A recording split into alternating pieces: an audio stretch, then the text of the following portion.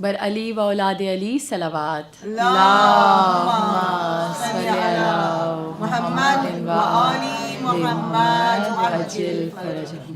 برائے خوشنودی جناب فاطمۃ الزہرا بآواز بلندتر صلوات. اللہم صلی علی محمد و آل محمد وعجل فرجہم. کاٹ کر پھر میری بات یہ کیا اس نے سوال. کاٹ کر پھر میری بات یہ کیا اس نے سوال. کیوں مدد حیدر سے لیتے ہو بجائے ذوالجلال. کیوں مدد حیدر سے لیتے ہو بجائے ذوالجلال. میں نے بولا اپنی بوسیدہ کتابوں کو کھنگال.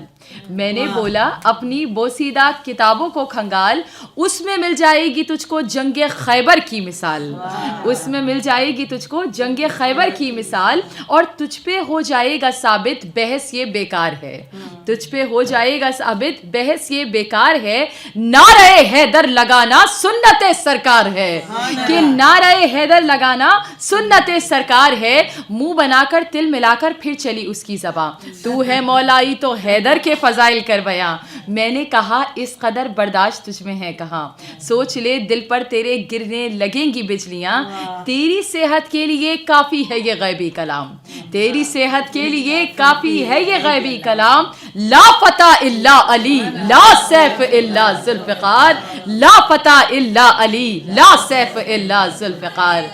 ماشاءاللہ سلامت رہیے.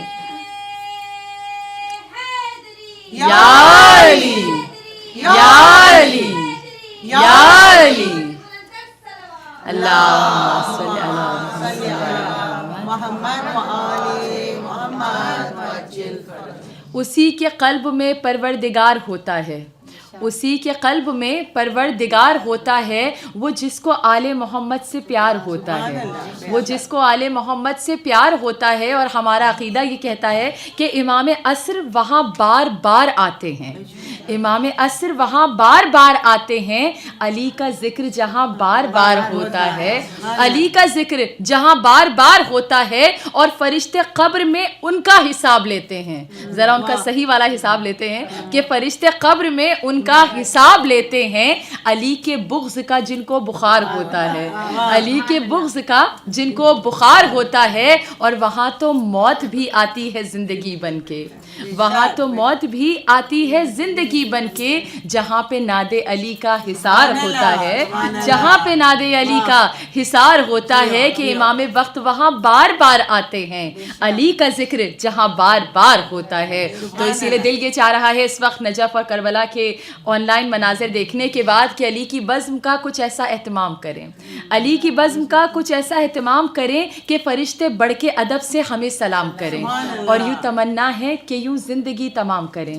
یہ تمنا ہے کہ یوں زندگی تمام کریں. نجف میں صبح کریں کربلا میں شام کریں. نجف میں صبح کریں کربلا میں شام کریں. آپ سب کو پروردگار عالم اسی سال زوار حسین بنائے. سب کی صحت و سلامتی کے لیے, سب کی قبولیت حاجات کے لیے بآواز بلند تر صلوات. اللہم صلی علی محمد و اللہ اکبر. نعرہ رسالت یا رسول اللہ. پنج نعرے پنج ماشاءاللہ. تنی کل ایمان نعرہ حیدری یا علی یا علی. اللہم صلی علی محمد و آل محمد. خوشنودی قائم آل محمد بلند ترین صلوات. اللہم صلی علی محمد و آل محمد وعجل فرجہم. اعوذ باللہ من الشیطان الرجیم. بسم اللہ الرحمن الرحیم. الصلاۃ والسلام علی اشرف الانبیاء والمرسلین. انما یرید اللہ لیذہب عنکم الرجس اہل البیت ویطہرکم تطہیرا. اللہم صلی علی محمد و آل محمد وعجل فرجہم. ابتدائی کلام اس پروردگار عالم کے نام سے جو بڑا مہربان اور نہایت رحم کرنے والا ہے، وہ پروردگار عالم کی جس کی مدح و ثنا تک بولنے والوں کی رسائی نہیں ہے، اور نہ ہی عقل و فہم کی گہرائیاں کبھی اس کے حمد و ثنا کی تہ کو پہنچ سکی ہیں۔ مومنات، ہم ہر مجلس کا، ہر گفتگو کا، ہر بزم کا آغاز مسلسل اس پاک پروردگار عالم کے حمد و ثنا کے ساتھ، اس کے ذکر خیر کے ساتھ، اس کی تسبیح و تحلیل کے ساتھ، اس کے بابرکت اسماء کے ساتھ کر رہے ہیں، اور یقیناً کائنات کی جتنی تعریفیں ہیں، جتنی عظمتیں ہیں، جتنی بڑائیاں ہیں، وہ اگر کسی کی ذات کو زیب دیتی ہیں تو وہ پروردگار عالم کی ہستی ہے، کہ جو اس کائنات کے نظام کو، کہ جس کائنات اور جن عالمین کو ہم اور آپ پوری زندگی لگا کر نہ تو جائزہ لے سکتے ہیں، نہ ہم دیکھ سکتے ہیں، نہ یہ کائنات اور یہ عالمین اور ان کی وسعتیں کس قدر ہیں یہ ہمارے اور آپ کے اذہان کے اندر سما سکتی ہیں، اور اس کائنات کے نظام کو اس قدر نظم و ضبط کے ساتھ، اتنی خوبصورتی کے ساتھ، اتنے احسن انداز سے وہ پروردگار عالم چلاتا ہے کہ وہ جب اپنے بارے میں تعارف کراتا ہے تو کہتا ہے وہ پروردگار ہے کہ جو سنتوں ولا نوم ہے، یعنی کہ نہ تو اسے اونگ آتی ہے اور نیند تو بہت ہی دور کی بات، جسے اونگ تک نہیں آتی۔ اور اسے بچوں کے سمجھانے کے لیے ایک بڑی اچھی سی مثال پیش کی گئی تھی۔ کسی نے نبی خدا سے سوال کیا کہ پروردگار عالم کو آخر یہ اونگ اور نیند کیوں نہیں آتی؟ تو انہوں نے بڑا آسان سا پریکٹیکل سا جواب دیا، کہا تم یہ 2 گلاس لو اور لے کے بیٹھ جانا، اور کل تک کہ تمہیں ان دونوں گلاسوں کی حفاظت کرنی ہے، یہ ٹکرائیں نہیں، یہ ٹوٹے نہیں، یہ اپنی جگہ پہ تمہارے دونوں ہاتھوں میں باقی رہیں۔ اس نے کہا کوئی بات نہیں، وہ لے کے بیٹھ گیا۔ اب کہا کہ جیسے ہی رات ہوئی اور اسے اونگ آئی، اور جیسے ہی تھوڑی دیر کو آنکھ لگی، وہ دونوں گلاس آپس میں ٹکرائے اور ٹوٹ گئے۔ کہا کہ یعنی اگر تمہیں اونگ اور نیند آ گئی تو تم ان سامنے کے 2 ہلکے ہلکے گلاسوں کو بچا نہ سکے، تو وہ پروردگار جو زمین اور آسمان، فرش اور عرش اور عالمین کے نظام کو اپنے ضبط میں لیے ہوئے ہے، اپنے کنٹرول میں لیے ہوئے ہے، اپنے ہاتھ سے چلا رہا ہے، وہ صاحب قدرت پروردگار عالم کے اندر یہ صفت نہیں ہے، یعنی وہ پروردگار عالم جسم و جسمانیت نہیں رکھتا، وہ پروردگار عالم ہماری اور آپ کی طرح نہیں ہے، وہ ہر عیب سے مبرہ ہے، ہر برائی سے پاک و پاکیزہ ہے، اسی کے لیے ساری بزرگی زیبا ہے، اسی کے لیے ساری بڑائی زیبا ہے۔ وہ پروردگار عالم جانتا ہے کب مجھے کس بندے کو کیا عطا کرنا ہے اور کون سی دعا کو روک لینا ہے۔ مومنات، کبھی کبھی اگر ہم غور و فکر کریں تو پروردگار عالم، کیونکہ ہماری کوشش ہے نا کہ ہر مجلس کے پہلے حصے میں ہم صرف اس خدا کی ذات کے اوپر غور و فکر کریں، اس کے اوپر گفتگو کریں، اس کی معرفت حاصل کریں۔ کیا ہستی ہے کہ کتاب کشکول میں ایک روایت کو بیان کیا گیا کہ پروردگار عالم نے کہا موسیٰ آج تم ذرا شہر جانا اور لوگوں سے ملاقات کرنا اور تمہیں کچھ نصیحت ملے گی۔ تو حضرت موسیٰ شہر گئے اور لوگوں سے ملاقات کی۔ اب جب عام لوگوں سے ملاقات کرتے ہیں تو سب جانتے ہیں کہ یہ موسیٰ کلیم اللہ ہیں، اللہ سے بات کرتے ہیں، اللہ سے راز و نیاز کرتے ہیں، تو ہر کوئی اپنی اپنی دعائیں حضرت موسیٰ کو بتا رہا ہے۔ اور اس نے ایک عجب انداز سے دعائیں موسیٰ کو ملی۔ کہا ایک شخص کے پاس گئے تو اس نے کہا کہ اے موسیٰ، میں جو ہوں وہ کسان ہوں اور اس سال بڑی اچھی فصل کا میں نے انتظام کیا ہے، بس آپ اللہ سے دعا کیجئے کہ اس سال خوب بارش برسے تاکہ میری فصل خوب اچھی سی ہوگی۔ موسیٰ نے کہا ٹھیک ہے، میں اللہ سے تمہارے حق میں دعا کروں گا۔ آگے گئے کچھ دور تو پھر ایک شخص ملا، اس نے کہا کہ اے موسیٰ آپ سے ایک ریکویسٹ تھی۔ کہیے؟ کہا آپ اللہ سے دعا کیجئے کہ اس سال نا بارش کم ہو۔ کہنے کیوں بھائی بارش کیوں کم ہو؟ کہا میں مٹی کے برتن بنانے والا ہوں، اس سال میں نے خوب برتن بنائے ہیں اور باہر ظاہر ہے انہیں سوکھنے کو رکھتا ہوں، اگر بارشیں ہوتی ہیں تو برتن کمزور ہوتے ہیں اور ٹوٹنے لگتے ہیں، بس اس سال بارشیں نہ ہوں۔ تو انہوں نے کہا اچھا میں اللہ سے بات کروں گا۔ پھر آگے گئے، ایک شخص ملا، کہا کہ اے موسیٰ اس سال میں نے بہت زبردست پھول اگائے ہیں اور میں پھول بیچنے والا ہوں، تو موسیٰ بس اللہ سے کہے گا مالی ہوں کہ اس سال جو ہے نا وہ ہوائیں زیادہ تیز نہ چلیں، کیونکہ جب ہوائیں تیز چلتی ہیں تو یہ پھول کی پتیاں گرتی ہیں، پھر وہ اچھے بکتے نہیں ہیں، تو بس ایک دعا میری طرف سے اللہ کی بارگاہ میں پیش کیجیے گا، آپ تو کلیم اللہ ہیں، اللہ آپ کی دعا کو سنتا ہے، اللہ آپ سے راز و نیاز کرتا ہے، باتیں کرتا ہے۔ کہا اچھا ہوائیں نہ چلیں، چلو اللہ سے کہوں گا۔ پھر آگے گئے، پھر ایک شخص ملا، کہا کہ میں وہ گندم کی بالیوں والا ہوں، بس اللہ سے دعا کیجیے اس سال خوب تیز ہوا چلے۔ ہمارا کام بڑا آسان ہو جاتا ہے جب تیز ہوا چلتی ہے نا، وہ بالیوں سے خود دانے چھن چھن کے گرنے لگتے ہیں اور وہ جو سارا گندگی ہے وہ سب دور ہونے لگ جاتی ہے۔ تو اس وقت موسیٰ شہر سے باہر نکل آئے اور آ کر ایک جگہ پہ اپنے آپ کو سجدے میں گرا دیا۔ کہا پروردگار مجھے نہیں معلوم کہ تو کیسے نظم و ضبط کے ساتھ، عدل و انصاف کے ساتھ اس کائنات کے نظام کو چلا رہا ہے کہ تو جانتا ہے کہ کب کسے کیا عطا کرنا ہے, کب میرا بندہ کیا مانگ رہا ہے, لیکن اس کے لیے کیا چیز ضروری ہے. مومنات, اکثر ہم اور آپ شکر ادا کرتے ہیں نا کہ خدا تیرا شکر ہے کہ تو نے ہمیں یہ اور یہ اور یہ عطا کر دیا.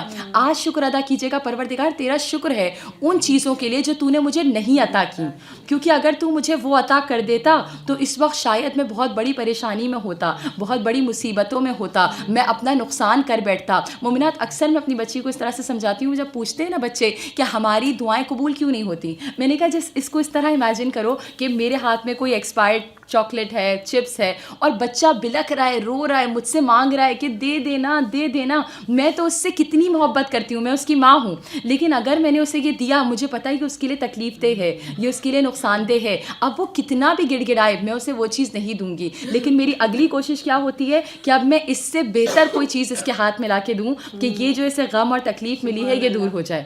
مومنات, اللہ آپ سے ایک ماں نہیں 70 ماؤں سے زیادہ پیار کرتا ہے. کبھی کبھی وہ آپ کو جب نہیں دیتا تو وہ آپ کے ہاتھ کو خالی رکھ رہا ہوتا ہے تاکہ آپ کو اس سے بہتر چیز عطا کرے. آپ کو ہزاروں مشکلوں سے, پریشانیوں سے وہ رب کائنات بچا رہا ہوتا ہے. یہی وجہ ہے کہ آقا حسین ابن علی اور ان کی مناجات جو ہم نے پورے عشرے میں بیان کری,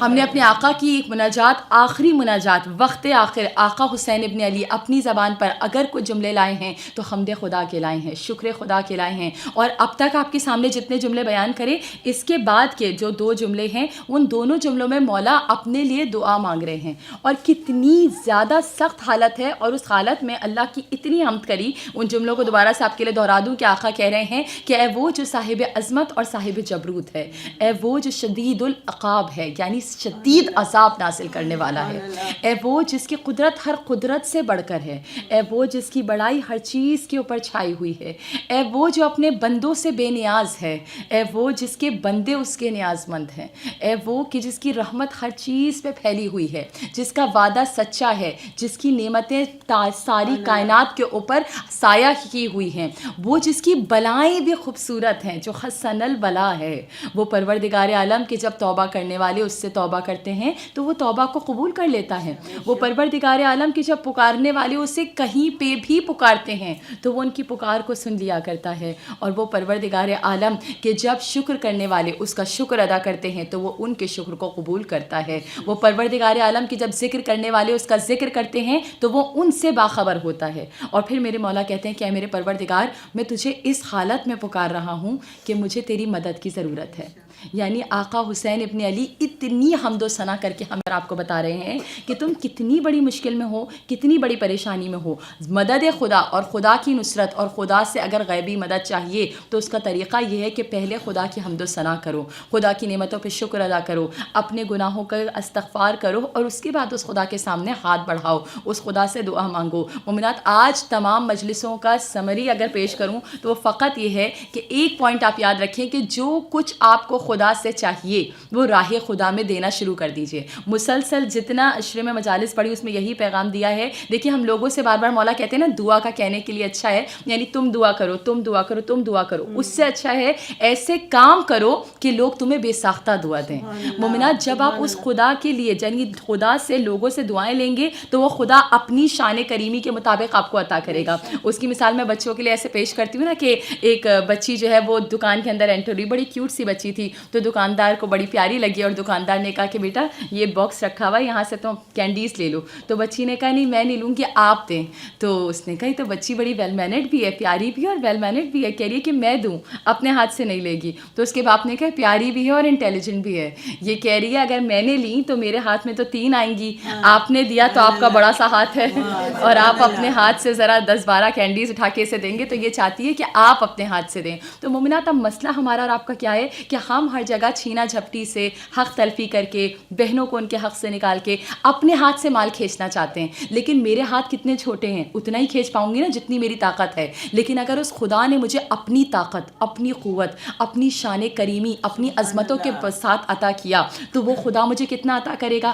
بجائے اس کے کہ میں اپنے ہاتھ سے لوں, میں اس کے ہاتھ سے لینے کی طلب کروں. اور اس کے ہاتھ سے لینے کا کیا طریقہ ہے کہ جو خدا سے چاہیے وہ بندوں میں بانٹنا شروع کر دو. خوشیاں چاہیے خوشیاں بانٹو, غم غموں سے دوری چاہیے, لوگوں کے غموں کو دور کرو. مومنات جو بھی خدا سے چاہیے, سبق جو ہے وہ فقط اتنا ہے کہ جو کچھ خدا سے چاہیے وہ بندوں میں آج ہی بانٹنا شروع کر دو. خدا کو کتنے پسند ہیں وہ لوگ جو اس کے بندوں کی مدد کرتے ہیں, جو اس کے بندوں کا خیال رکھتے ہیں, اور خصوصی طور پہ وہ پیغام کہ جو اس کے بندوں کا کھانے کا انتظام کرے. میں بار بار یہ پیغام دے رہی ہوں کہ ایک دوسرے پہ نظر رکھیے, پاکستان میں نظر رکھیے. یہ واقعہ اور یہ روایت بیان کی گئی ہے کہ ایک شخص تھا, آیت اللہ دستغیب شیرازی کی کتاب سے پھر سے روایت پڑھ رہی ہوں, کہ ایک شخص تھا, اس نے خواب میں دیکھا, مسلمان تھا, کہ رسول خدا صلی اللہ علیہ وآلہ وسلم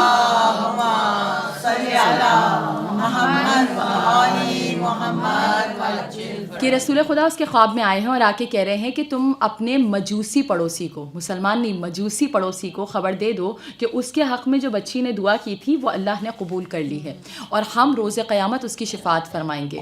اب یہ شخص اٹھا اور اس نے کہا میں مجوسی کو جا کے کیا بولوں, کہے گا بھائی تم کون, مسلمان اور رسول اور میں کہاں.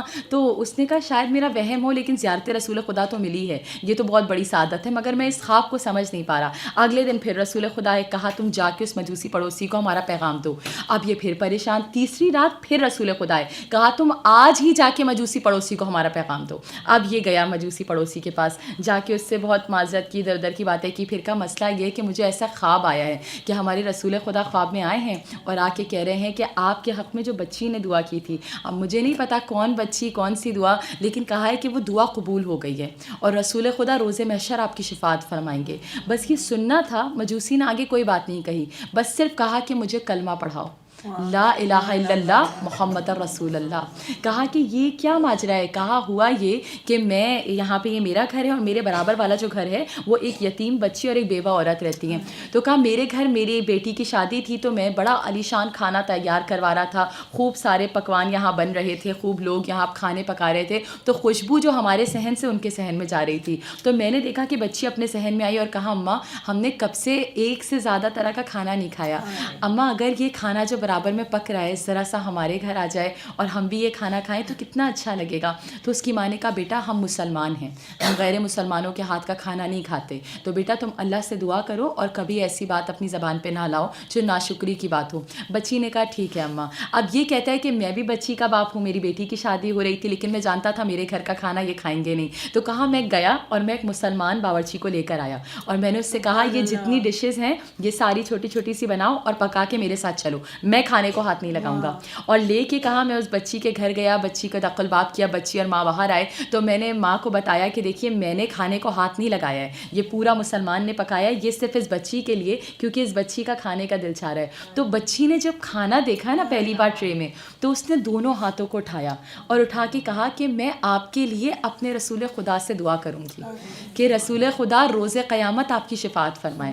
اور وہ کہتا ہے کہ میں نے جملہ سنا, میں نے کہا چلو بچی اپنے دین کی کوئی بات کر رہی ہوگی, اب تم میرے پاس آئے ہو اور تمہیں اس واقعے کی کوئی خبر نہیں ہے اور تم مجھے کہہ رہے ہو کہ آپ کے حق میں جو بچی نے دعا کی تھی وہ اللہ نے قبول کر لی ہے. یعنی مومنات اندازہ کیجئے کہ وہ رسول خدا ایک شخص کی شفاعت کرنے کو تیار ہیں صرف اتنی سی نیکی کے اوپر کہ اس نے ایک بھوکے کا پیٹ بھر دیا. یعنی اگر ہم اور آپ اس چیز کی اہمیت کو پہچانیں, یہ میں نے اس دن آپ کو پوری آیت کی ذیل میں سنایا نا کہ جنتیوں کے اعمال میں سے ایک عمل سب سے اہم عمل ہے کہ ہم غریبوں کو, مسکینوں کو کھانا نہیں کھلاتے تھے. یہ دوزخی نے کہا, یعنی مسکینوں کو کھانا کھلانا جنتیوں کا عمل ہے. مسکینوں کو یہ نہیں لکھا پیسے دینا, مال دینا, خیرات دینا, صدقہ دینا, نہیں. چار چیزیں اس آیت کے اندر موجود ہیں کہ ہم لوگ غریب مسکینوں کو کھانا نہیں کھلاتے تھے, ہم روز قیامت کے اوپر یقین نہیں رکھتے تھے, ہم خائزین کے ساتھ مل کے جو دنیا والے کر رہے ہیں وہ مل کے ان کے ساتھ کرنے کے لیے نکل پڑتے تھے. تو یہ وہ سارے اعمال ہیں جو جہنمیوں کے اعمال ہیں. مومنات آپ انسانوں کی بات کرتے ہیں, اس دن آپ کو بتایا تھا نا کہ ایک بلی کو پانی دینے سے منع کر دیا تھا ایک نے, تو ان کی عرفانیت وہیں پہ رک گئی تھی. اسی طرح آج ایک اور روایت سنیے تاکہ ہمارے اور آپ کے اندر جذبہ پیدا ہو, ہم لوگوں کی مدد کریں, ہم اپنے دل کو بڑا کریں, ہم اپنے اندر سخاوت پیدا کریں. مومن کی علامتوں میں جہاں 51 رکعت نمازیں ہیں نا, وہاں دوسری علامت یہ کہ مومن فیاض ہوتا ہے اور فیاضی کرتا ہے اپنے مومن بھائی کے ساتھ, سخاوت کرتا ہے, سخی ہوتا ہے, بڑی جیب رکھتا ہے, بڑا ہاتھ رکھتا ہے, دینے والا ہوتا ہے. مومن ہمیشہ لینے والا نہ ہو. ہمیں ہر جگہ سے اپنے لینے کی پڑی ہے. ہمارے رائٹس کیا ہیں, ہمیں کیا کیا مل سکتا ہے, لیکن ہمارے فرائض کیا ہیں, ہم ان کو درگزر کیے ہوئے ہیں. اب یہ روایت بیان کی گئی, کہا کہ ایک عالم دین طالب علم تھے, ابھی عالم دین نہیں بنے تھے, طالب علم تھے اور حصول علم کے لیے اپنے حوضے جا رہے تھے. اور وہاں جو لوگ جاتے ہیں ان کو معلوم ہے کہ وہاں حالات بہت سخت اور تنگ ہوتے ہیں, تو اتنے زیادہ پیسے اور مال اور اسباب ان کے پاس نہیں ہوتا ہے. تو یہ بھی بہت تنگی کی زندگی میں تھے. اب وہ ہر مہینے کے جب پیسے آتے تھے تو ان سے گزارا ہوتا تھا. اس وقت مہینے کا بالکل آخری دن چل رہا تھا, اور یہ کہتے ہیں کہ اتنی زیادہ غربت تھی کہ ان کے پاس اپنے کھانے کے بھی پیسے نہیں تھے, تو وہ خود بھی کہیں سے کوئی تبرک وغیرہ لے کر کھاتے. تو یہ کہتے ہیں کہ میں اپنی کتاب لے کے جا رہا تھا اور پڑھنے میں زیادہ تیز نہیں تھے. کہہ رہے تھے جب ایک دن قبل استاد کلاس میں پڑھا رہے تھے تو میں ان چیزوں کو سمجھ ہی نہیں پا رہا تھا جس لیول کے اوپر وہ بات کر رہے تھے. لیکن خیر بہرحال یہ اپنے گھر سے نکلے اپنی کلاس میں جانے کے لیے, تو رستے میں دیکھا کہ ایک بلی ہے اور اس کے ساتھ 4 اس کے بچے ہیں, اور چاروں بہت بھوکے نظر آ رہے ہیں, مطلب منہ کھول کھول کے نا جیسے پانی یا دودھ یا کسی چیز کا تقاضا کر رہے ہیں. ابھی کہتے ہیں کہ میرا دل اتنا اداس ہوا اور میں نے کہا کاش میرے پاس پیسے ہوتے تو میں انہیں تھوڑا سا دودھ خرید کے دے دیتا. یہ سوچ کے یہ آگے بڑھے. پھر سوچا پیسے نہیں ہیں لیکن میرے پاس یہ کتاب تو ہے, اگر میں یہ کتاب بیچ کے ان کو دودھ لا دوں تو یہ بیچاریوں کا پیٹ بھر جائے. پھر سوچا میں تو آلریڈی تعلیم میں پیچھے ہوں, کتاب بھی دے دی, پھر میرا کیا ہوگا. کہا نہیں کوئی بات نہیں, اللہ مسبب الاسباب ہے, وہ کہیں سے سبب پیدا کرے گا, وہ ارحم الراحمین ہے, میں اس کی مخلوق پہ رحم کروں وہ مجھ پہ رحم کرے گا. اب اس نے کیا کیا, اس نے فوری طور پہ کتاب بیچی اور کتاب بیچ کے دودھ خریدا, اور دودھ خرید کے ان بلی کے بچوں کو دے دیا. کہا یہ بلی کے بچے دودھ پیے جا رہے ہیں اور بلی صرف آسمان کو دیکھ رہی ہے. یعنی دیکھیے یہ جانور یا حشرات الارض کوئی بھی آپ کو دعا دے سکتا ہے, اور کسی کی بھی دعا بارگاہ رب العزت میں قبول ہو سکتی ہے. وہ دعا دیں یا نہ دیں, آپ ہر وقت خدا کے محضر, خدا کی نظر میں ہیں, خدا آپ کو عطا کرنے والا ہے. اب یہ کہتا ہے کہ جیسے ہی میں نے کتاب اٹھا کر دی اور بلی کو دودھ پلایا, میں اپنی جماعت میں کلاس میں آ گیا. کہا اب جب میں کلاس میں آیا تو عجیب سا معجزہ رونما ہو رہا. کہا جو جو استاد پڑھ رہے مجھے لگ رہا ہے یہ تو سب مجھے آتا ہے, اور میں وہ جو پڑھ رہے ہیں اس کے آگے میں پڑھ رہا ہوں. تو پھر وہ حیران, میں بھی حیران. کہا کلاس ختم ہوئی, میں نے کسی سے بات نہیں کی, اپنے دوست کے پاس گیا, میں نے اس سے کہا ذرا اس کتاب کا کچھ آخری صفحہ کھولو اور کہیں سے مجھ سے کوئی سوال کرو. کہا اس نے پوری کتاب کھولتا گیا اور پوچھتا گیا. وہ کتاب جو میں کل تک پڑھ نہیں پا رہا تھا وہ پوری کتاب مجھے یاد تھی, وہ کتاب مجھے سمجھ آ چکی تھی.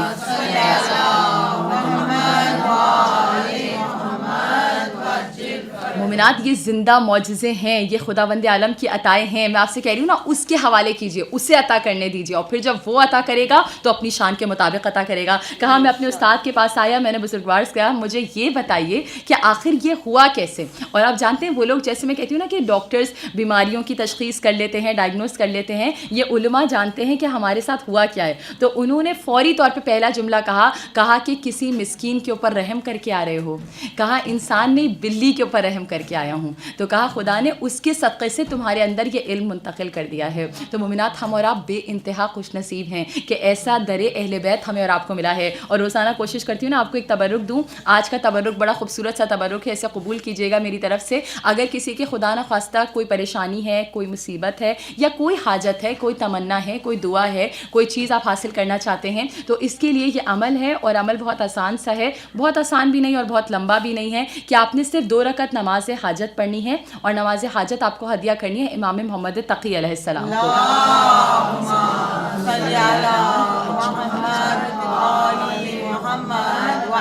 نماز ہدیہ کرنے کے بعد آپ نے 1047 یہ ڈیجٹ کو یاد کیجیے گا, کیونکہ کچھ چیزیں اسی مطابقت سے کرنی چاہیے جیسا ہمارے اماموں نے یا علماء نے یا جنہوں نے عمل کو بتایا ہے اس کو پیش کیا ہے. 1047 1000 یعنی کہ 10 تسبیح آپ پڑھیں گے, پھر 47 ٹائمز آپ سیپریٹلی پڑھیں گے.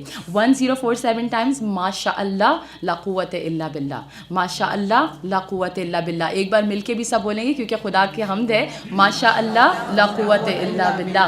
یعنی جب ہم اس الا باللہ العلی العظیم تک نہیں جانا, ماشاء اللہ لا قوت الا باللہ, کیونکہ دیکھیے جو کچھ چاہے وہ پروردگار عالم اپنی منشا سے, اپنی اجازت سے, اپنے اذن سے, اپنے ارادے سے مجھے اور آپ کو عطا کر سکتا ہے. تو ہم اور آپ دعا کریں, ہم اور آپ سب کوشش کریں کہ پروردگار عالم ہمیں توفیق عطا فرمائے کہ ہم یہ اعمال کریں. ماشاء اللہ لا قوت الا باللہ. آپ کو اس سے قبل بھی بتایا نا کہ مولا کا قول ہے کہ میں حیران ہوتا ہوں اس شخص پر کہ جسے کسی چیز کی طلب ہے اور وہ نہیں پڑھتا, ماشاء اللہ لا قوت الا باللہ. صبح گھر سے نکلیے, व उफ़व्विज़ु अम्री इलल्लाह इन्नल्लाह बसीरुम बिल इबाद। सुबह घर से निकले, हस्बुनल्लाह व निअमल वकील, निअमल मौला व निअमल नसीर। मेरे लिए वो अल्लाह काफ़ी है जो बेहतरीन कारसाज है, बेहतरीन मददगार है। मैं अपने सारे काम उस अल्लाह के हवाले करती हूँ। आप ये जायज़ा लेके देखिए, आप ये अमल करके देखिए, आप यकीन नहीं करेंगे दिन के कामों में इतनी आसानी होगी, इतना स्मूथली आपका दिन गुजर रहा होगा कि आप समझ नहीं पा रहे होंगे कि ये सब आसानियाँ, ये सारी चीज़ें मेरे साथ कैसे हो रही हैं। गैबी मदद आपके साथ शामिल होगी, वो गैबी मदद खुदा की जानिब से होगी। और मोमिनात, हम तो इतने खुश नसीब हैं कि हमारे पास ऐसा घराना मौजूद है कि जिन्होंने हमें हर मुश्किल की, हर परेशानी की, हर लम्हा पढ़ने की दुआएं बताई हैं। तुम्हारे पास औलाद की परेशानी है, सही पर सज्जादिया में औलाद की दुआ पढ़ो, वालदैन की दुआ पढ़ो, तुम दुआए कुमैल पढ़ो, तुम दुआए इस्तशीर पढ़ो, तुम दुआए सबा पढ़ो, तुम जामे कबीरा पढ़ो, ज़ियारत जामे सगीरा पढ़ो, तुम दुआए नूर पढ़ो। तुम्हारे पास हर चीज़ मौजूद है। ज़रूरत फ़कत इस बात की है कि इन चीज़ों के ऊपर कभी शक ना कीजिएगा। मैं अपने मौला के फ़ज़ाइल मजलिस के दूसरे हिस्से की तरफ आना चाहती हूँ, लेकिन एक चीज़ आपको याद दिला दूँ। कल भी आपसे कहा था ना, हज़रत ईसा ने 2 दुआएं लिख के दी थी, दोनों को सेम दुआ, एक ही दुआ 2 लोगों को लिख के दी, एक की कबूल हुई, एक की नहीं हुई। तो उससे कहा था ना क्या मसला हुआ, कहा कि इसने हज़रत ईसा की दुआ पे शक किया था। जब आप शक करते हैं तो आप शक बताने वाले पे नहीं कर रहे, आप शक उस जिक्र पे कर रहे हैं। जब जिक्र खुदा का जिक्र है तो उस जिक्र में शक की क्या गुंजाइश है? शक की कोई गुंजाइश नहीं है। ये जिक्र खुदा है, ये कुरान है, वो खुदा मुसब्बिबुल असबाब है, वो जो चाहे कर सकता है, वो जैसे चाहे वो कर सकता है। कुरान सूरह अलहम्द से अगर मुर्दा भी आपके सामने ज़िंदा खड़ा हो जाए तो कोई ताज्जुब की बात नहीं है, कोई हैरान ना हो। अब कहते हैं ना कि हज़रत ईसा एक शख्स के साथ जा रहे थे तो उन्हें समंदर दरिया पार करना था, तो हज़रत ईसा ने कहा घबराओ नहीं, मैं तुम्हें जुमले बताता हूँ, ये जुमले मेरे साथ पढ़ो, हम दोनों समंदर पे चल देंगे। उसने कहा चले ठीक है। हज़रत ईसा ने उसे पढ़वाए, खुद पढ़े, और जो समंदर पे पैर रखा तो वो समंदर पे चलने लगा। और मोमिनात, मैं दुनिया से कहती हूँ कि फ़ज़ाइल अहले बैत जब सुनते हैं तो उनके दिलों में मचलने लगते हैं, लेकिन वहाँ अगर हज़रत ईसा पानी पे चल सकते हैं तो अगर हमारे वक्त के इमाम का मुसल्ला पानी पे बिछे तो दुनिया इस पे सवाल कैसे कर सकती है। मोमिनात, जो अहले बैत के फ़ज़ाइल हैं वो खुदा या तो कुरान में बयान कर चुका है या अंबिया उन फ़ज़ाइल को दिखा चुके हैं। तभी तो मैं कहती हूँ ना कि कुरान माजी बताता है और अहले बैत मुस्तक़बिल में उसे करके दिखाते हैं। तो आप कहने दीजिएगा कि हज़रत ईसा चले और उनके साथ वो आदमी चला, और उसने जैसे ही वो दुआ पढ़ी तो पानी पे पैर रख के चलने लगा। तो बड़ा हैरान हुआ, बिल्कुल दरिया ऑलमोस्ट पार हो गया था, करीब पहुंचने वाले थे। अचानक उसके दिल में ख़्याल आया, उसने हज़रत ईसा के पैरों को देखा और अपने पैरों को, और कहा कि मतलब मैं तो ऑलमोस्ट फिर ईसा के बराबर ही हो गया ना, मुझ में ईसा में क्या फ़र्क है, वो भी पानी पे चल रहा हूँ, मैं भी पानी पे चल रहा हूँ। बस ये ख़्याल आया, एक मतलब इस्तकबार, एक गुरूर, एक तकब्बुर कि मैं और ये ऑलमोस्ट बराबर हैं, वो भी चल रहे हैं, मैं भी चल रहा हूँ। तो ये उसका ख़्याल आना था, एकदम गर्क होने लगा। अब हज़रत ईसा ने पकड़ा, कहा भाई क्या सोच लिया? कहा कुछ नहीं, थोड़ी देर को एकदम लगा कि मैं और आप बराबर हैं। तो मेरा दिल ने एक बात सोची, मैंने कहा कि कोई अगर अपने आप को ईसा रूह अल्लाह के बराबर समझने लगे तो खुदा तो उसे गर्क कर दे, तो कोई अगर अपने आप को मेरे अली के बराबर समझने लगे, मोमिनात दोनों में बड़ा एक रब्त है जिसकी वजह से मैं नाम अली का लिया है। मैं चाहती तो फ़ख्रे ईसा इमाम हुसैन को कह देती, लेकिन अली को इसलिए कहा कि ईसा वो जब उनके बराबर किसी ने अपने आप को समझा जिनकी माँ को खुदा के घर से लौटा दिया गया, तो अल्लाह ने पसंद ना किया और कहा गर्क होने लग जा। और वो जिसकी माँ को काबे में बुलाया गया हो विलादत के लिए, मोमिनात अगर उसके साथ कोई अपने आप को बराबर करे, अगर उसके जैसा कोई अपने आप को कहे, तो भला परवरदिगार आलम उसे गर्क कैसे ना कर दे। मोमिनात, हम दुनिया से ये कहते हैं कि अगर तुम्हें दीन लेना है, तुम्हें अहले बैत की फजीलतों को समझना है, तो तुम कुरान के पास आओ, तुम कुरान से समझो। अगर तुमने कुरान से हट कर इन अहले बैत के फ़ज़ाइल को समझना चाहा या इस दीन को समझना चाहा तो तुम कभी कामयाब नहीं हो सकते। एक छोटी सी मिसाल आपको पेश करूंगी और फिर अपनी आयत से की तरफ आ जाऊंगी। गो कि ये कुरान के जेल में ही बात है, लेकिन जब शान अली की बात हो और मेरी ज़बान पे जुमला हो तो मैं चुप नहीं होती, और चुप होना भी नहीं चाहिए। आपको मैंने कहा है ना, अली के फज़ाइल में बोलते ही रहना चाहिए। तो कहने वाले ने बड़ी अच्छी बात कही, कहा कि भाई आप अगर इस समाज की बातों में आए तो ये समाज जो है ना, इनकी तो डेफिनेशन ही अजीब है। भाई एक है कुरान वाला मासूम और एक है समाज वाला मासूम। भाई कुरान में मासूम कौन है? हमारे मासूमी है कि नहीं है? और मैंने इनसे पूछा भाई मासूम तो बच्चे हैं। ने कहा अच्छा, तो इनके मासूम हैं बच्चे। तो मैंने कहा भाई इनके मासूम और हमारे मासूम। आइए आपको एक मिसाल दे दूं ताकि आप फिर फैसला कीजिएगा कि आप इनकी बातों पे चलेंगे या कुरान की बातों पे चलेंगे। इनके मासूम वो हैं कि जब कोई गलत काम करते हैं, गलती करते हैं, हम उनसे शिकायत करते हैं, कहते हैं भाई अक्ल नहीं है ना अभी। तो मैंने कहा यानी इनके मासूम वो हैं जो अक्ल से दूर हैं, और हमारे मासूम वो हैं جو رجز سے دور ہیں, نجاستوں سے دور ہیں, گندگی سے دور ہیں, خلقی برائیوں سے دور ہیں. اب میں نے کہا بھائی ان کا بچہ, ان کا معصوم اور قرآن کا معصوم, یہ دکھا رہی ہوں, ان کا معصوم اگر نماز پر آ جائے, بھائی ماں نماز پڑھ رہی ہو تو بچہ آ جائے تو فوراً ماں اسے ہٹاتی ہے کہ تم ہٹو, اور نانا ابو تو مسجد میں لے کر ہی نہیں جائیں گے ان کے معصوم کو. لیکن ہمارے قرآن کا معصوم,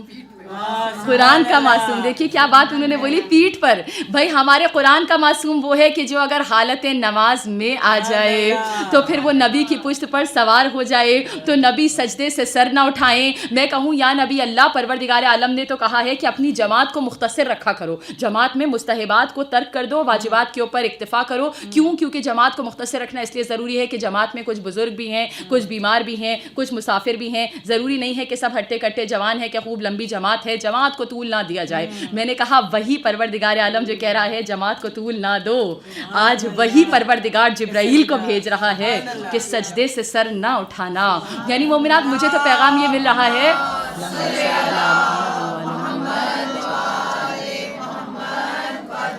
میرا دل تو کہہ رہا ہے کہ ہم ذاکرین آپ سے ہر وقت کہتے ہیں بھائی عزائے حسین میں نماز کو نہ بھولیے, عزائے حسین میں نماز کو نہ بھولیے, نماز کا ٹائم کلیش نہ کیجیے. نماز بالکل صحیح بول رہے ہیں. ہم کہہ رہے ہیں عزائے حسین میں نماز کو نہ بھولیے, اور خدا کہہ رہا ہے نماز میں حسین کو نہ بھولیے. مومنات کیا منظر ہے کہ کہہ رہا ہے سر جھکایا میری لیے ہے لیکن سر اٹھانا حسین کی مرضی سے ہے. تو وہ منظر میرے ذہن میں آ گیا کہ سر مبارک جھکا ہوا تھا, نماز سرور پڑھا رہے تھے. سر مبارک جھکا ہوا تھا, نماز سرور پڑھا رہے تھے, رسول آگے اصحاب پیچھے, وہ فرض اپنا نبھا رہے تھے. اور حبیب ایسے میں مسکراتے حسین گھر سے جو آ رہے تھے. حسین دوش نبی پہ بیٹھے زمانے بھر کو بتا رہے تھے. کیا بتا رہے تھے؟ کہ ملے گی جنت, پیو گے کوثر, اسی کو محشر میں چین ہوگا. ملے گی جنت, پیو گے کوثر, اسی کو محشر میں چین ہوگا. نماز اس کی قبول ہوگی کہ جس کے دل میں حسین ہوگا, نماز اس کی قبول ہوگی.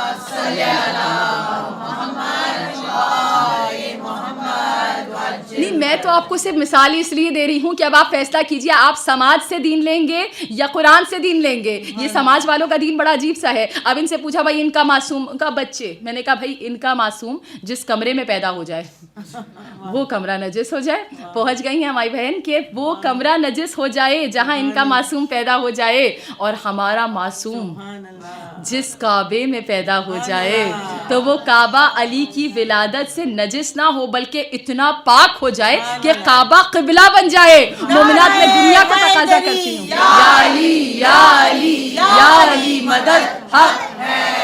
بھائی میں تو دنیا سے کہہ رہی ہوں نا کہ آپ کتابیں اٹھائیے, آپ تاریخ اٹھائیے, ساری روایات موجود ہیں. کس نے بی بی فاطمہ بنت اسد کو جاتے دیکھا تھا, پھر کس طرح وہ 3 دن اندر رہی, پھر کس طرح باہر تالا رہا, پھر کس طرح حضرت ابو طالب آئے, پھر کس طرح رسول خدا آئے, پھر کس طرح در دیوار بنی, اور پھر کس طرح دروازہ دیوار بنا, اور وہ کیا کیا مناظر تھے. رسول خدا باہر آئے, گود میں علی آئے, علی نے رسول خدا کے چہرے کو دیکھ کر آنکھوں کو کھولا, علی نے آنکھوں کو کھولنے کے بعد توریت, زبور, انجیل, قرآن کو سنا کے رکھ دیا.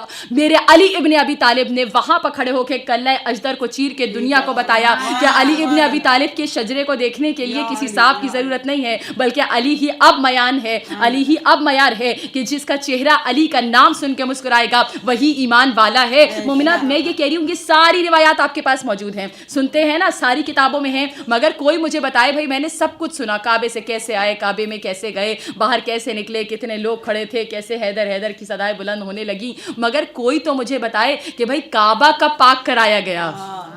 کوئی کتاب مجھے بتائے, کوئی جگہ مجھے بتائے کہ علی کی ولادت کے بعد کعبہ پاک کرایا گیا ہو. میں نے جب سوال کیا تو جواب ملا, ارے بھائی کعبہ تو 13 رجب کو ہی پاک ہوا ہے, یہ ولادت علی نے کعبے کو پاک کیا ہے. تو مومنات میں کہتی نا کہ جب بنت اسد آ گئی بیت اللہ کے در پر, دیوار نے بھی سجدہ کیا در کے ولی کو, اور کہتی ہیں یہ دیوار میں موجود دراریں اس گھر نے بہت ٹوٹ کے چاہا ہے علی کو, اس گھر نے بہت ٹوٹ کے چاہا ہے علی کو. اور حیران فاطمہ ہے کہ اندر کدھر سے جائیں.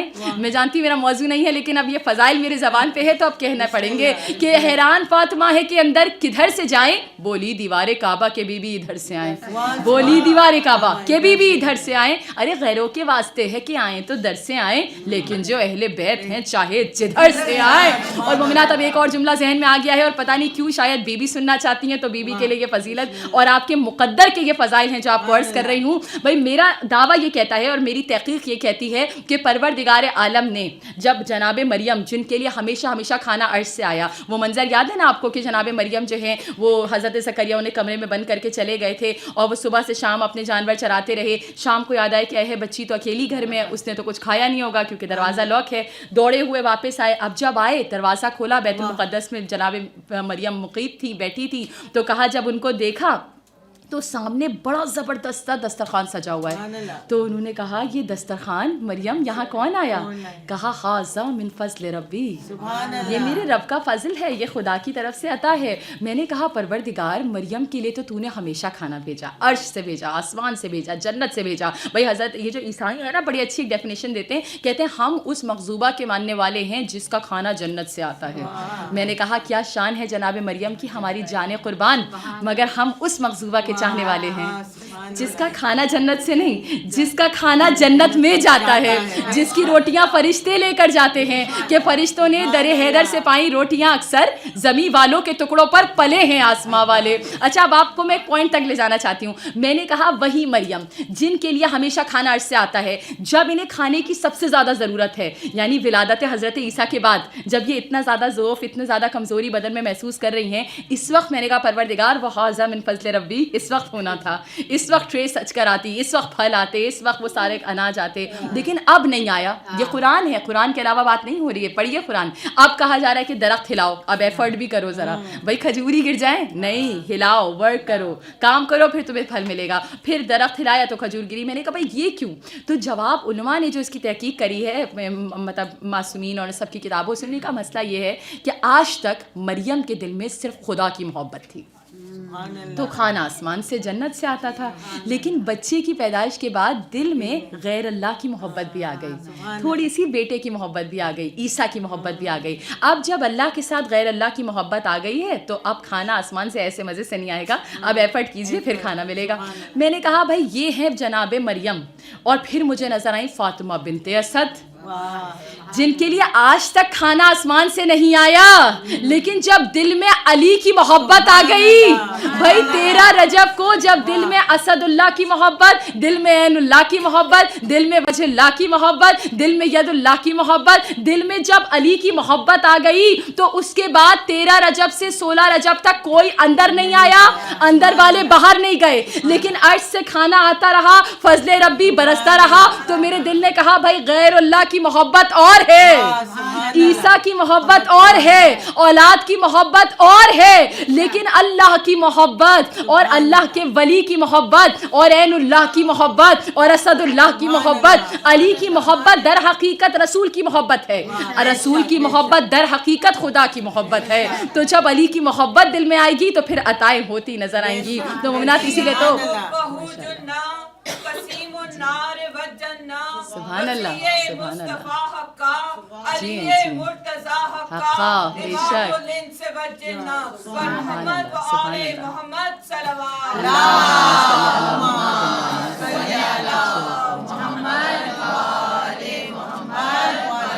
تو مومنات اسی لیے تو ہم دنیا میں کہتے ہیں نا بھائی علی کی محبت کو اتنا بڑا درجہ کیوں ملا ہے, کیونکہ رسول خدا نے علی کو یہ درجات عطا کیے ہیں, رسول خدا نے علی کو یہ بلندیاں عطا کی ہیں. علی ابن ابی طالب کائنات کے اندر آخری فضیلت مولا کی بیان کری ہوں, لیکن آپ کو پتہ ہے کہ میری کوشش یہ ہے کہ علی کے فضائل قرآن سے پیش کروں تاکہ کوئی کوشچن کرنے والا نہ پوچھ سکے کہ یہ فضیلت کہاں سے لا رہے ہو. یہ قرآن کا سورہ ہے, سورہ انفال, آیت کا نشان ہے 64. جا کے اس آیت کو آپ چیک کیجئے. کیا یا ایھا النبی حسبک اللہ, یعنی اے میرے نبی آپ کے لیے اللہ کافی ہے, وَمَنِ اتَّبَعَكَ مِنَ الْمُؤْمِنِينَ, اور اللہ کے ساتھ آپ کے لیے کوئی اور بھی کافی ہے.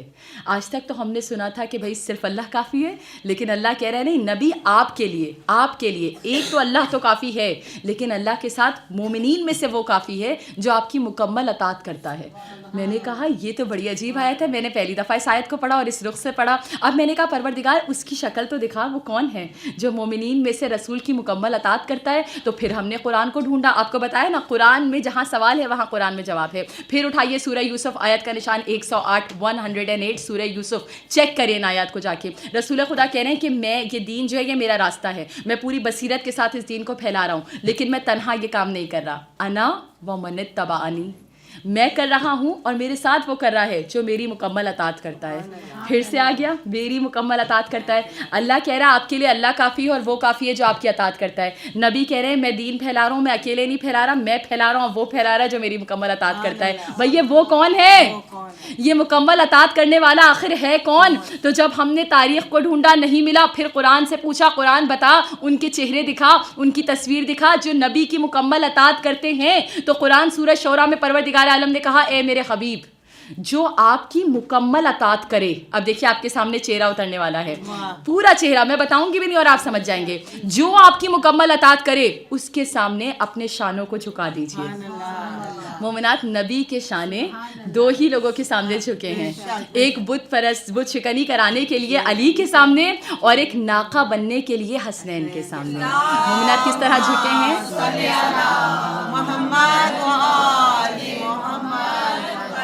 اب وقت کیونکہ بالکل ختم ہو گیا تو مولا علی کے سامنے جس طرح جھکے ہیں وہ تو آپ سب جانتے ہیں کہ کس طرح علی ابن ابی طالب جو ہیں ان کو شانوں پر بلند کیا گیا ہے, اور نبی نے اپنے مقام سے بھی علی کو بلند کر کے کہا کہ یا علی مبارک ہو کہ آج آپ کار حق انجام دے رہے ہیں اور میں بار حق اٹھائے ہوئے ہوں. لیکن دوسرا جملہ ہے کہ دوسری دفعہ نبی کے شانے جس کے سامنے جھکے وہ حسنین کے سامنے. کب جھکے؟ عید کے دن جھکے, جب عید پہ حسنین نے نانا سے کہا کہ نانا سب کے پاس سواری ہے لیکن ہمارے پاس سواری نہیں ہے. تو مومنات یہی تو وہ جملے ہیں نا جو جناب زینب میدان کارزار میں دہرا رہی تھیں. جب آقا حسین ابن علی کو زمین کے اوپر گرا دیا گیا, اور اس طرح سے جسم نازنین زمین کے اوپر ہے کہ نہ زمین پہ ہے اور نہ زین پہ ہے بلکہ تیروں پر معلق جسم ہے, اور جناب زینب کہتی ہیں کہ آقا کے زلجنا نے آقا کے گرد چکر لگانا شروع کیے اور آقا کے بدن کی حفاظت کر رہا ہے, آقا پہ آنے والے تیر اپنے اوپر لے رہا ہے. اتنے میں کسی نے میدان کارزار سے آواز بلند کر کے کہا کہ اے لوگو اس زلجنا کو نہ مارو, اس گھوڑے کو نہ مارو, ہم نے رسول خدا کو اس پہ سواری کرتے ہوئے دیکھا ہے. اور اس وقت تڑپ کے جناب زینب نے کہا کہ تمہیں وہ سواری یاد ہے جس پہ رسول بیٹھتے تھے اور تم اس سوار کو اتنی بے دردی سے ذبح کر رہے ہو جس کے لیے رسول خدا خود سواری بنتے تھے. مومنات, آقا سید سجاد نے یہ جملہ کہا ہے کہ میرے بابا کو کسی گوسفند کی طرح, کسی جانور کی طرح ذبح کیا گیا. میں نے اس جملے کو جب سوچا میں نے کہا اس کے کیا معنی ہیں؟ کہا اس کے معنی یہ ہیں کہ جب کسی جانور کو ذبح کیا جاتا ہے نا تو پھر جب ذبح جانور کا گلا کٹ رہا ہوتا ہے تو لوگ کھڑے دیکھ رہے ہوتے ہیں اور کوئی اسے روکتا نہیں ہے.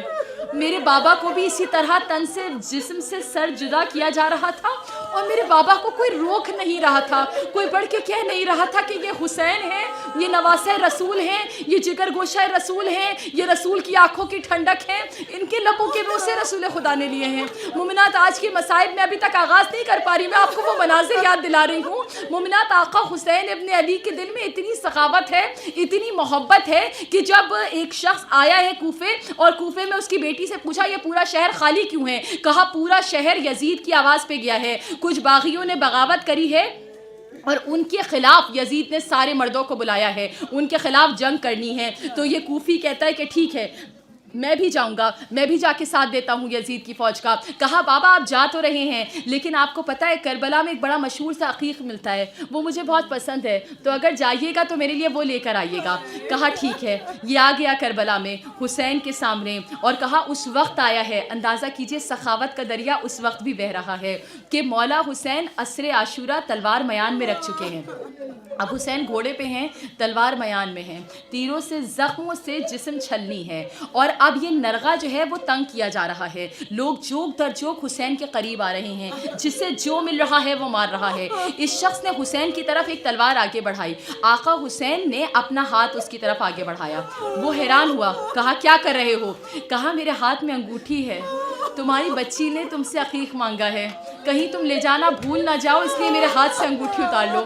اس نے کہا آقا میں آپ کو قتل کرنے کا ارادہ رکھتا ہوں, میں آپ کے سامنے والی فوج میں ہوں اور آپ میری بچی کی حاجت کو پورا کر رہے ہیں. میں نے کہا آقا حسین اگر ایک دشمن ظالم کی بچی سے آپ کو اتنی محبت, اس کی آواز کو, اس کی بات کو, اس کی آرزو کو آپ رد نہیں کر پا رہے ہیں تو آقا حسین آپ نے سکینہ کو کتنے نازوں سے پالا ہوگا.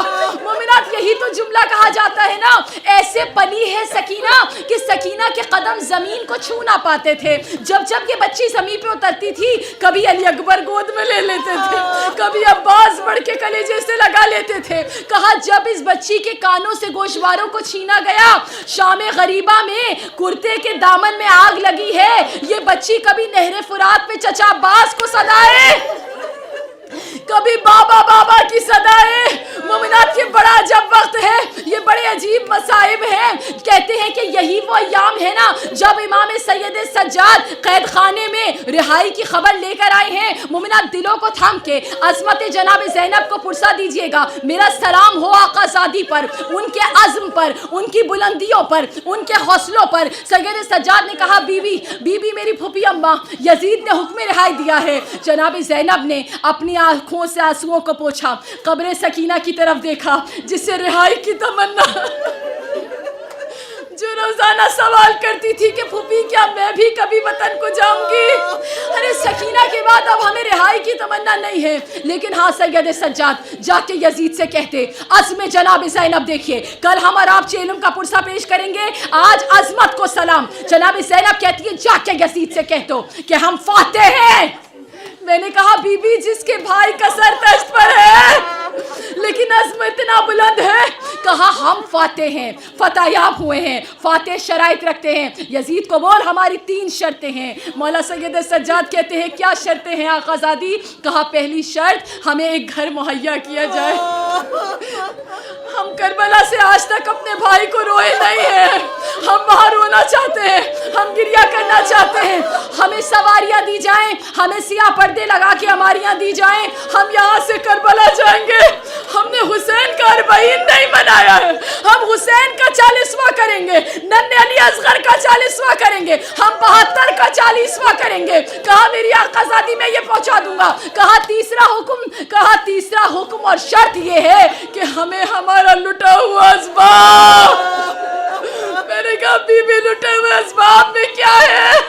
ارے چند چھنی ہوئی بالیاں, علی اصغر کا شلوکا, علی اصغر کا چولہے کی جلی ہوئی لکڑیاں, سکینہ کی ردا. مومنہ جانتے ہیں جب گٹھری آئی ہے نا یزید کی طرف سے, وہ رداؤں کی, جناب زینب نے رداؤں کی گٹھری کو کھولا. ام لیلا یہ آپ کی چادر, ام فروا یہ آپ کی چادر, ام کلثوم یہ آپ کی چادر. اچانک ایک چھوٹی سی چادر, میرے معلوم میرا باپ نے کیسے ضبط کیا ہوگا, چادر کو گلے سے لگایا. مومنات ایک گٹھری تھی جو میرا باپ بنا کے بیٹھی رہی, جب تک زندہ رہی گٹھری کو سینے سے نہیں ہٹایا. جب ان کی شہادت کے بعد کھولا گیا نا, اس میں علی اصغر کا ایک کرتا, جلے ہوئے جھولے کی لکڑیاں, سکینہ کی بالیاں. بس مومنات اب جملہ سنیے گا. جناب زینب نے شرط لگا دی, گھر مہیا ہوا, آپ نے گریا کر لیا, آپ کو خدا کسی غم میں نہ رلائے سوائے غم حسین کے. پروردگار تجھے واسطہ ہے مصائب زینب کا. آج جس بی بی یہاں نے آ کے پرسہ دیا ہے, بی بی ہر ایک کی حاجت کو پورا کیجئے گا. بس اب ایک جملہ سنیے گا. پہلا زخانہ جناب زینب نے بنایا, گھر پہ علم لگایا. کون سا علم؟ جو علمدار کا چھدا ہوا, تیروں سے چھدا ہوا پھریرا آیا, علم کو لگایا گیا. لیکن یہ ازخانہ وہ ازخانہ ہے جو علم سے نہیں بلکہ سروں سے سجا تھا. سید سجاد ایک ایک سر لا رہے تھے, ہر بی بی ایک ایک سر کو گود میں لے کے گریا کر رہی تھی. آخری شعر کہا جیسے ہی ازخانے میں اکبر کا سر آیا, زینب نے سر اون محمد کو ہٹایا. چلائی میرے لال ذرا آنکھیں تو کھولو, چلائی میرے لال ذرا آنکھیں تو کھولو. ارے صغرا کے لیے ہے کوئی پیغام تو بولو, صغرا کے لیے ہے کوئی پیغام تو. اللہ لعنت اللہ فی قوم الظالمین. ربنا تقبل منا انک انت السمیع العلیم.